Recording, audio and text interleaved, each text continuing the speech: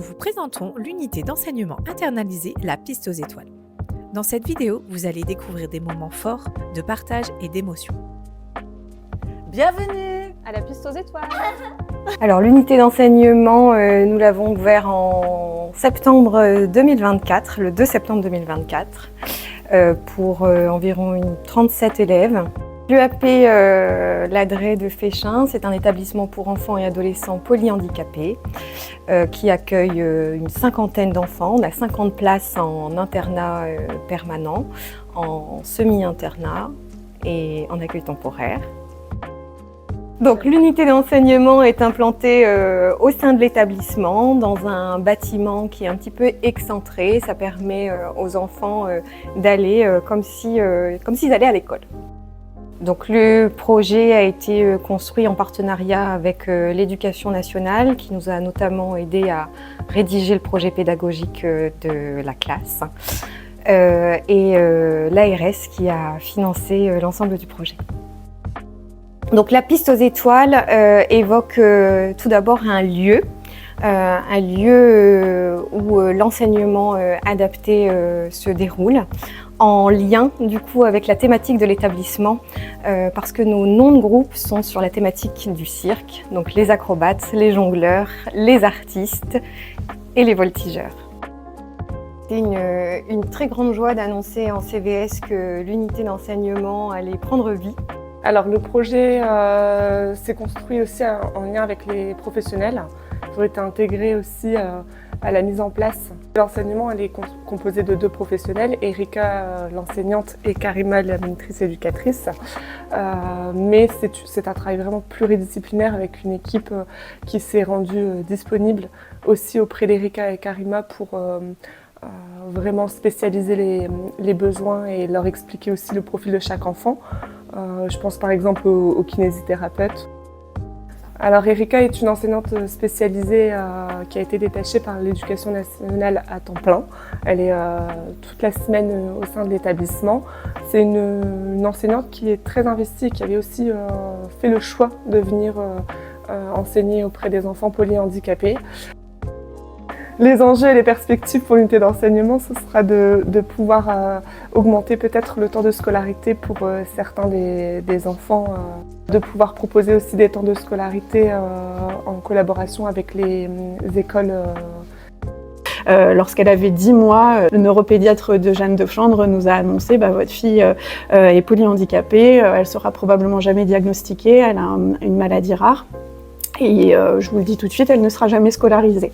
Il ne faut pas que l'institutionnalisation devienne une exclusion et que pour ça, des établissements comme l'EAP, c'est nécessaire qu'ils soient ouverts à la société, mais aussi que la société s'ouvre à eux. Et pour ça, je pense que la création d'une unité éducative, c'est un vrai pas pour que ces enfants soient mieux reconnus dans la société. Je m'appelle Erika Lerouge, je suis enseignante depuis 10 ans. Et je suis en cours de spécialisation cette année pour être enseignante spécialisée. Donc nous sommes partis d'une liste d'enfants inscrits à l'unité d'enseignement sur laquelle on s'est basé pour constituer différents groupes, faire les premières évaluations des enfants, les observations pour pouvoir ensuite ajuster à chaque période scolaire. L'unité d'enseignement, elle est aujourd'hui organisée selon différentes modalités. Les enfants peuvent venir en groupe classe, donc ce sont des petits groupes de 4 à 5 élèves aujourd'hui. Nous étions montés jusqu'à 7 en début d'année, mais c'était déjà beaucoup. Nous avons aussi des groupes de besoins, donc qui viennent par 2 à 3 enfants sur un petit groupe pour travailler une compétence spécifique. Et nous avons aussi des accompagnements individuels, où là les enfants viennent en dualité, donc c'est du 1 pour 1.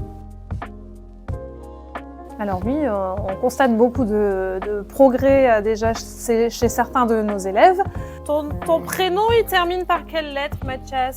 Il termine par le S. C'est bien, Mathias, le S. Alors, Couleur, on associe aussi certains gestes pour certains enfants qui en ont besoin. Pour reconnaître le jour, on a différentes modalités. Voilà, bravo, c'est bien. C'est une expérience très riche. Je pense que c'est une année qui restera gravée dans ma carrière. J'apprends beaucoup aujourd'hui. Je m'appelle Karim Arcelane. Je suis monitrice éducatrice à l'EAP de Féchin depuis 2023.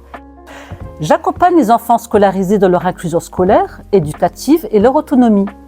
Concernant le profil de l'enfant, j'apporte mes connaissances de la personne. Je m'occupe de la gestion des emplois du temps numérique. Je fais le lien de communication avec les équipes de soins et éducatives du lieu de vie. Je veille à la bonne compréhension et le bon déroulement. Je gère la gestion des comportements de l'enfant. Mon métier d'aide médico-psychologiste consiste à accompagner les enfants au quotidien, toilettes, repas et surtout travailler l'apprentissage. On a appris qu'il allait y avoir une unité d'enseignement. Personnellement, j'ai émis quelques doutes parce qu'on était inquiets sur le fait d'apprentissage des enfants.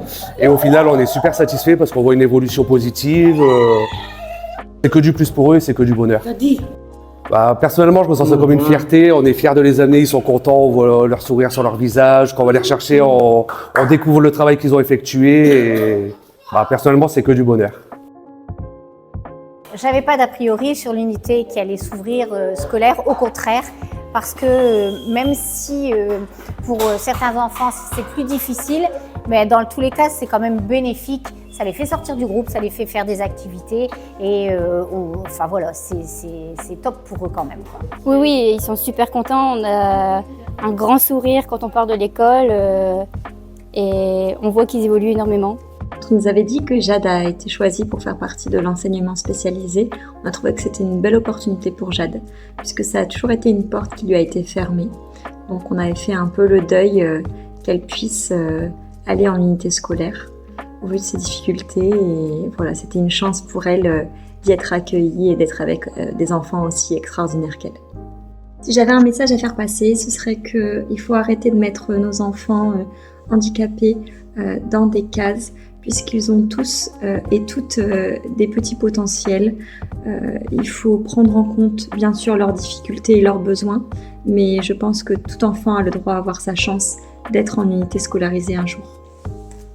Je suis la maman de Bertie, âgée de 13 ans, et qui est au centre depuis novembre 2019. Je ne pensais plus effectivement à la scolarisation. Pour moi, comme ça n'avait pas été proposé, on m'avait dit effectivement qu'une scolarisation dans un établissement classique, c'était plus possible. Je ne savais pas que ça pouvait exister une autre façon de scolariser son enfant, parce que justement, c'était inattendu. Je sais que c'est un plus dans tous les cas pour ma fille. Tout ce qu'ils peuvent apporter ici, c'est que du positif.